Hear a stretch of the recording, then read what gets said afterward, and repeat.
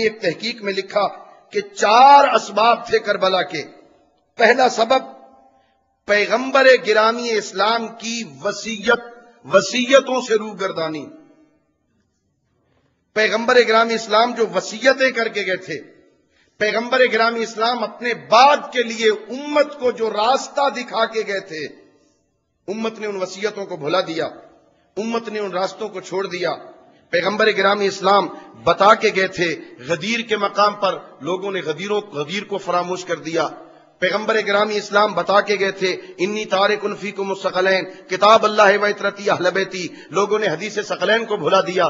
پیغمبر بتا کے گئے تھے، الفاطمۃ بضعۃ منی، لوگوں نے اسے بھلا دیا۔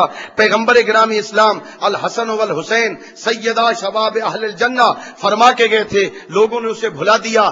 پہلا سبب کربلا کا یہ تھا کہ لوگوں نے پیغمبر کی وصیتوں سے روگردانی کی۔ دوسرا سبب علامہ فرماتے ہیں، پیغمبر گرامی اسلام کے رحلت کے بعد اس اسلامی معاشرے میں معنویت اور روحانیت کا فقدان ہو گیا، اور وہاں پر صورتحال یہ تھی، لوگ ان کے پیچھے چل رہے تھے جو خلق روحانیت سے تہی دست تھے۔ اس حد تک فکری انحطاط ہوا کہ تقوی اور ایمان اور فسق و فجور کے درمیان فرق مٹ گیا، اور بقول ایک محقق کے افسوس سے کہنا پڑتا ہے کہ سیاسی و ثقافتی انحراف کی وجہ سے آہستہ آہستہ معنویت زرد ہو گئی۔ جاہلانہ اقدار کے دیرینہ محافظ اپنی ان اقدار کو دوبارہ زندہ کرنے میں سرگرم عمل ہو گئے۔ مادی قدروں نے الہی قدروں کی جگہ لے لی۔ سید الرسل کے بعد مادیات اور دنیا داری کا بازار گرم ہو گیا۔ ظاہراً دیندار طبقہ، یعنی دنیا ان کے قدموں کے نیچے تھی اور دنیا کو بے قیمت تصور کرتے تھے۔ پیغمبر گرامی اسلام کی رحلت کے بعد وہ دنیا کے اسیر ہو گئے، اور دنیا اپنی چمک اور دھمک کی وجہ سے بت کی مانند اس معاشرے میں پھر سے پوجی جانے لگی، اور یہی روحانیت اور معنویت کا زوال تھا کہ جس کی وجہ سے امت اسلامیہ یزید پلید کو بطور خلیفہ اسلامی قبول کر کے تمام اسلامی اور اخلاقی قدروں کا خون کر بیٹھی تھی۔ تو ان قدروں کی اصلاح کے لیے حسین ابن علی قیام کرتے ہیں اور کہتے ہیں، انما خرجت لطلب الاصلاح فی امت جدی رسول اللہ، لوگوں میں ملک کے لیے نہیں، اقتدار کے لیے نہیں، حکومت کے لیے نہیں، بلکہ ان قدروں کی اصلاح کے لیے نکل رہا۔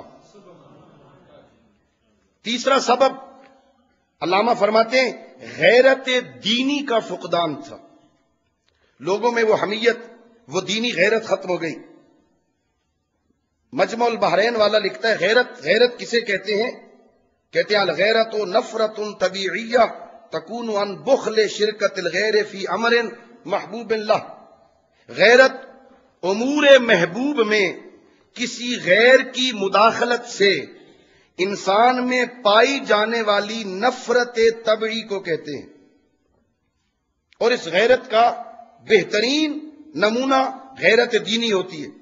غیرت دینی سے مراد یعنی دین کو اپنے محبوب ترین عنصر کے طور پر دیکھنا اور اس کی حرمت کا دفاع کرنا۔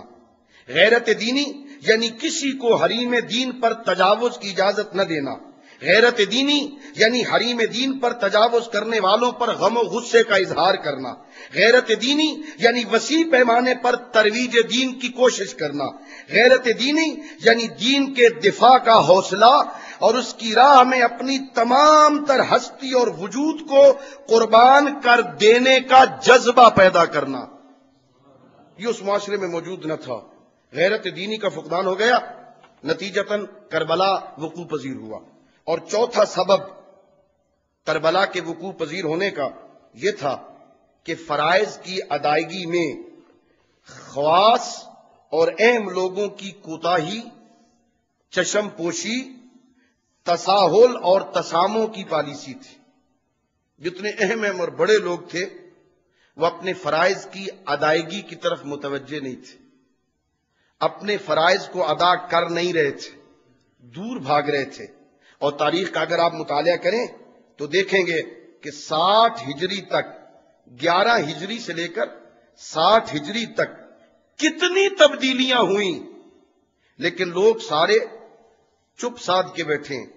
لبوں کو حرکت نہیں دیتے، اس کے مقابل میں اپنی غیرت دینی کا اظہار نہیں کرتے، امر بالمعروف اور نہی عن المنکر جو سبیل انبیاء اور منہاج صلحاء تھا وہ قصہ پارینہ بنتا ہے، لیکن لوگ خاموش ہیں۔ بیت المال کا غلط استعمال ہوتا ہے، یتیموں، بیواؤں، اپاہجوں اور فقیروں کا کوئی پرسان حال نہیں۔ بیت المال چند لوگوں کی عیاشی میں استعمال ہوتا ہے، مگر کسی کے کانوں پر جوں نہیں رینگتی۔ کتنے حجر بن عدی، کتنے رشید حجری، کتنے میثم تمار، کتنے ابو ذر غفاری موت سے ہمکنار ہوتے ہیں۔ ثقافت و سیاست اسلامیہ کا دن دہاڑے خون ہوتا ہے، مگر کسی کو احساس تک نہیں ہوتا۔ لیکن اب حسین ابن علی ہیں، اٹھتے ہیں تاکہ ان خواص کے ضمیروں کو جھنجھوڑے۔ چنانچہ مولا اپنے خطبے میں اپنے مقصد کو اور ان مردہ ضمیروں کو بیدار کرنے کے لیے کہتے ہیں، الا ترونا، کیا تم دیکھتے نہیں ہو، ان الحق لا یعمل بہ والباطل لا یتناہی عنہ، حق پر عمل نہیں ہو رہا، باطل سے کوئی روکا نہیں جا رہا۔ ایسے معاشرے میں تم تو زندہ رہو تو رہو، لیکن انی لا اری الموت الا سعادہ والحیات مع الظالمین الا برما، میں مر جانا تو سعادت سمجھتا ہوں، ان بدبختوں کے ساتھ زندگی کو بدبختی سمجھتا ہوں۔ الناس عبید الدنیا، لوگ دنیا کے غلام ہیں۔ والدین لاحق علی السنتہم، یہ دین صرف ان کی زبانوں تک محدود۔ دین سے تعلق، دین سے اظہار محبت فقط ان کی زبان کی نوک تک رہ گیا ہے۔ اس وقت تک مولا کہہ رہے ہیں، اس وقت تک دیندار رہتے ہیں جب تک ان کے مفادات دنیا محفوظ رہتے، اور جب امتحان میں اور آزمائش میں آتے ہیں تو معصوم فرما رہے ہیں بہت تھوڑے دیندار رہ جاتے ہیں۔ اب دیکھیے اس طویل مقدمہ اور صبر آزما مقدمہ جو میں نے آپ کی خدمت میں عرض کیا، اس کی روشنی میں سمجھیے حالات کیا ہوئے۔ لوگوں نے پیغمبر کی وصیتوں کو بھلا دیا، لوگوں میں غیرت دینی ختم ہو گئی، لوگوں نے پیغمبر گرامی اسلام کے بعد معنویت اور روحانیت کا جنازہ نکال دیا، لوگ اپنے فرائض کی طرف متوجہ نہیں۔ ایسے حالات جب دنیا میں رونما ہوتے ہیں، سامنے لوگوں کے پیش کیے جاتے ہیں، اور یزید جیسا بدبخت منبر پہ آ کے بیٹھتا ہے، تو پھر ضروری ہے کہ اس معاشرے میں تبدیلی لانے کے لیے کوئی قربانی پیش کی جائے۔ اب قربانی دینے کی ضرورت ہے، اور ظاہر ہے جو قربانی دے گا نا وہ مقام پائے گا۔ قتل ہونا ایسے مقام پر دین کی حفاظت کے لیے وہ بندہ ختم نہیں ہوتا، اتنا مقام پاتا ہے اس عظیم مقصد کی وجہ سے کہ میں جب کبھی زیارت پڑھتا ہوں تو انسان کے رونگٹے کھڑے ہو جاتے ہیں یہ جملہ سن کے کہ حضرت امام زمانہ ان شہداء کو اس زیارت میں خطاب کر کے کہتے ہیں جنہوں نے اس عظیم مقصد کے لیے، دین کی بقا کے لیے، شریعت کی بقا کے لیے، ان احکام اسلامیہ کی بقا کے لیے اپنے جان کا نذرانہ پیش کیا ہے۔ کربلا کے شہیدوں کو سلام کر کے میرا زمانے کا امام کہتا ہے، بے ابی و امی طبتم وطابت الارض التي فيها دفنتم، اے کربلا کے شہیدوں، میرے ماں باپ تم پہ قربان ہو جائیں، تم خود بھی پاک ہو گئے، وہ زمین بھی پاک ہو گئی جس میں تم دفن ہو گئے۔ یہ جو عظیم رتبہ ایسے شہیدوں کو ملتا ہے وہ صرف اور صرف شہادت کی وجہ سے نہیں، چونکہ شہید تو اس سے پہلے بھی بہت ہو چکے، یہ منصب کہ زمانے کا امام کہے میں بھی تم پہ قربان، میرے ماں باپ تم پہ قربان، تم بھی پاک ہو گئے، وہ زمین بھی پاک ہو گئی جس میں تم دفن ہو گئے، یہ جو عظمت ملتی ہے ان عظیم مقاصد کی وجہ سے ہے، مقاصد کی وجہ سے ہے شہادت جس کا مقدمہ ہے۔ شہادت مقصد نہیں ہے،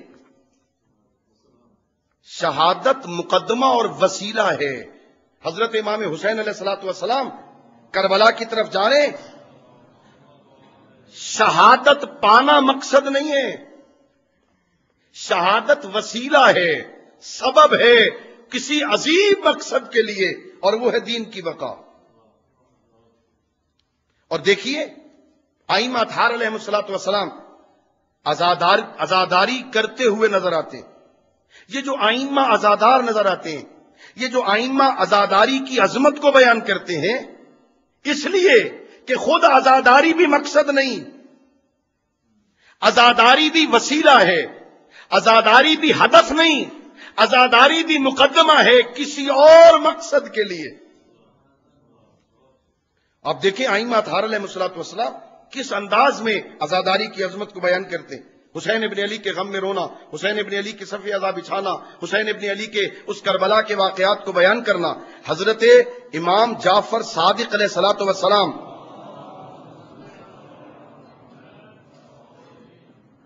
فرماتے ہیں، مشہور روایت، من بقا علی الحسین و ابقا و تباقا وجبت لہ الجنہ۔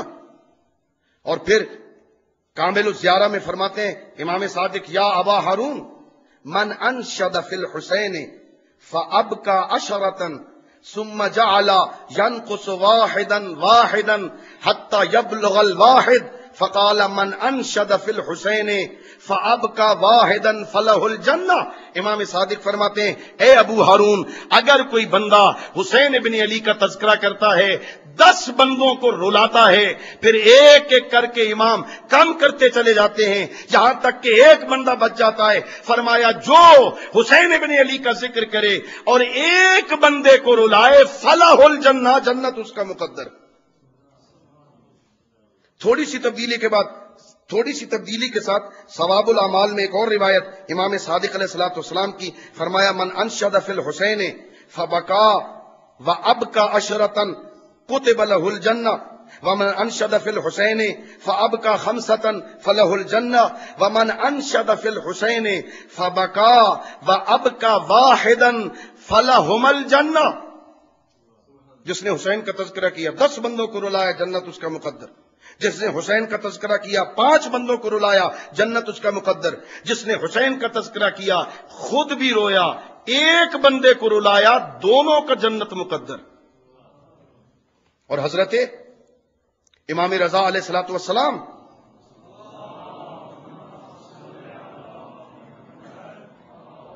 عیون و اخبار رضا میں ایک روایت امام سے نقل کی جاتی ہے، فرماتے ہیں امام، جو بندہ ہماری مصیبتوں کا ذکر کرتا ہے اور خود بھی روتا ہے، دوسروں کو بھی رلاتا ہے، قیامت والے دن جب سب کی آنکھیں رو رہی ہوں گی تو وہ آنکھ نہیں روئے گی جو دنیا میں حسین کے غم میں روتی رہی۔